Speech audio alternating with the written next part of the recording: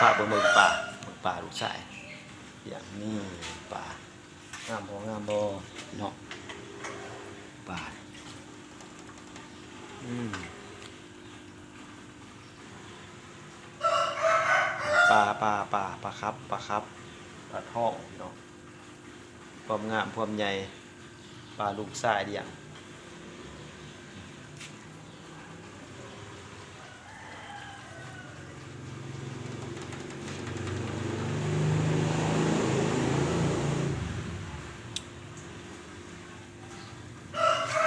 แก้ว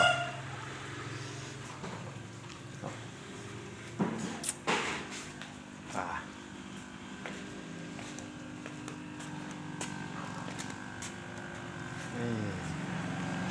มีสามนี่ก็มีปลาท่องหน่อยมีสามเนาะท่องหน่อย